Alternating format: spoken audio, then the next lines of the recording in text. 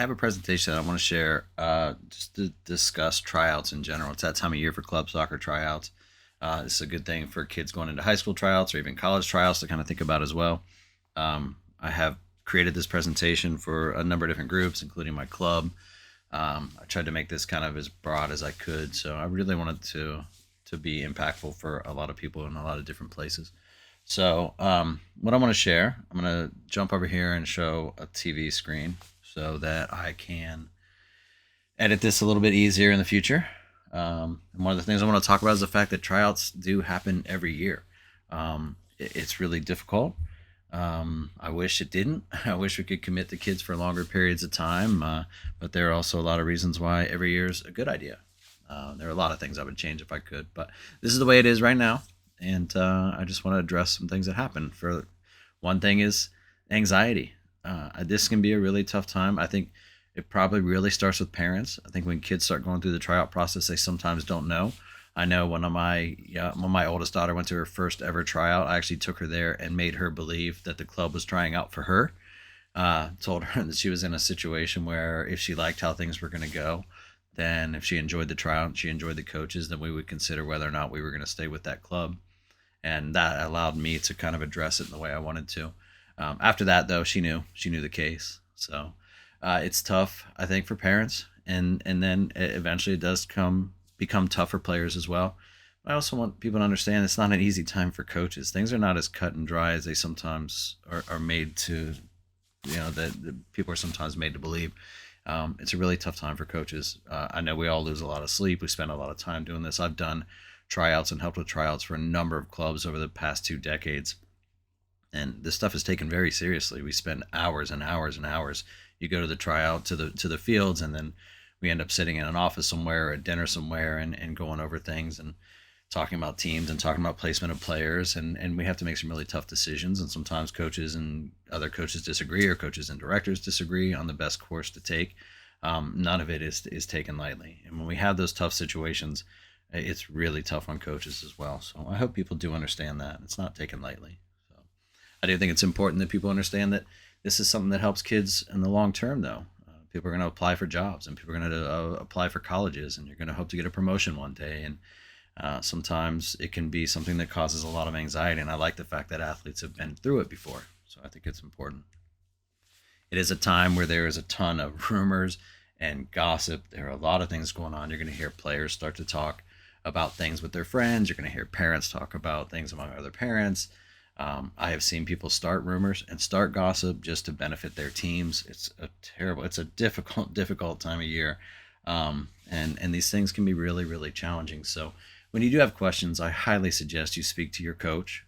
I highly suggest you speak to the directors in a club, and, don't take don't take it as true until you have heard both sides of the story, and just understand it's kind of a gross time.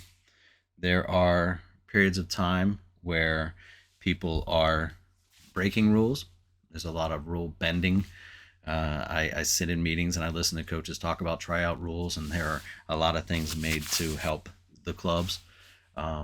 So there are people that agree on the rules. There are people that will point out someone broke a rule. Sometimes it was done intentionally. Sometimes it wasn't. Sometimes there's confusion about rules because things do change. And then sometimes clubs are involved with many different leagues and organizations and things like that. So it can be tough sometimes. And for the most part, everyone tries to follow the rules. But there are groups out there that don't, and they know what they're doing. So if you feel like some rules are being broken, ask your coaches and talk about it, and ask the questions you need to ask.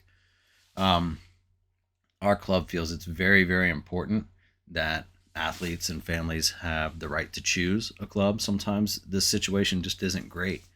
And I watch these meetings unfold and the discussions about rules for tryouts.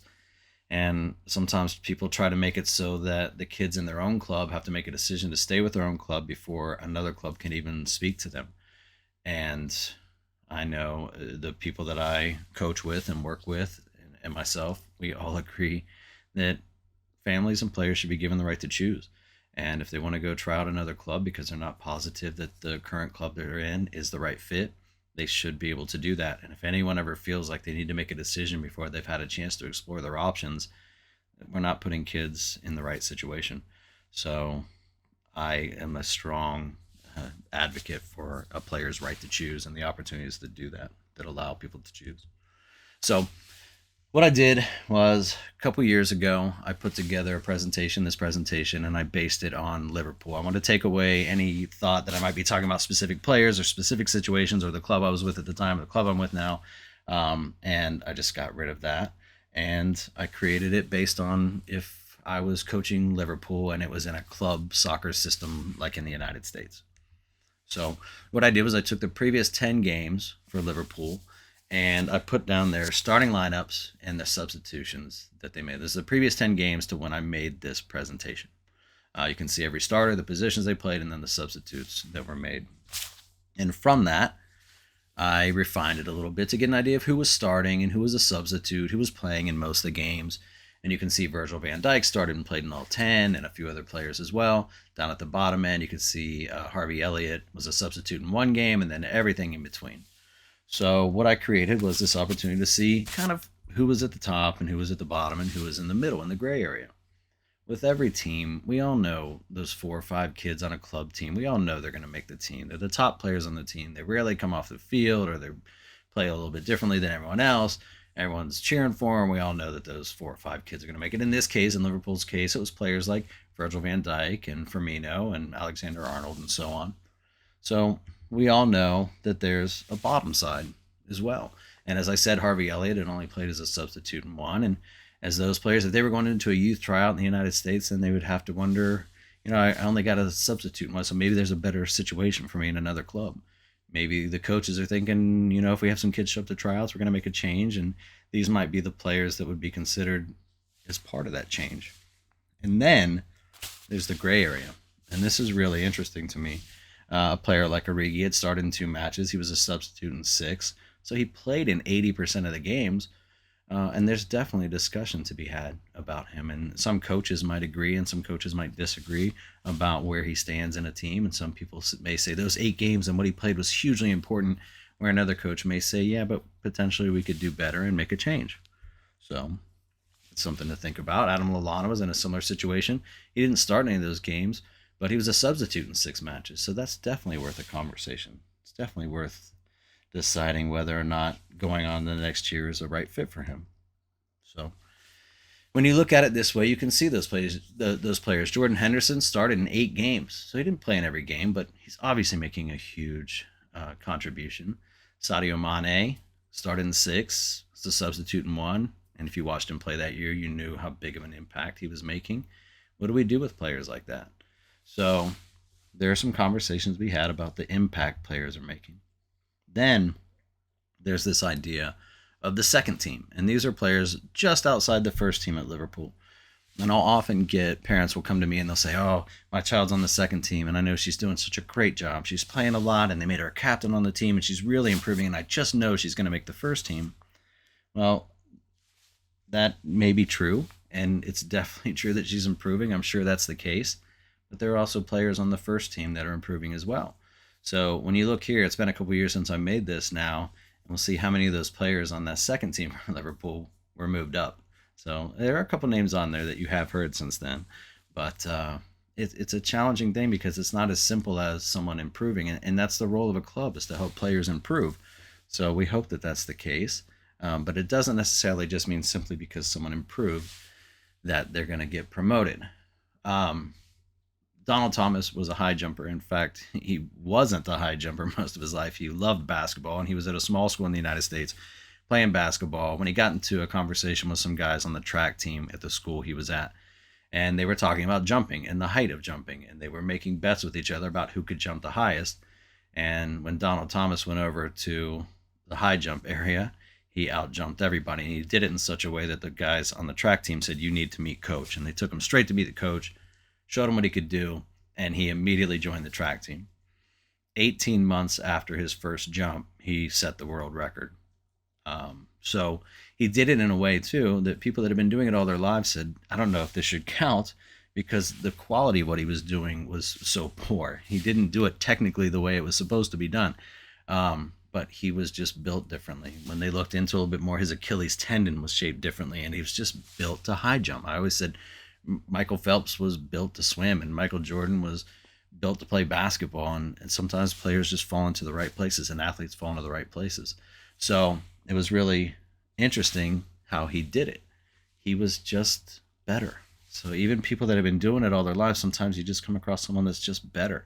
I remember players that I played with in college that would make the college team after not touching a ball for the 8 months or so before the season started. And I was every day I was in the weight room. I was getting touches on the ball every day. I was working on my left foot. When we showed up to camp, there were a couple players that were just better than me. And it's just the way it is.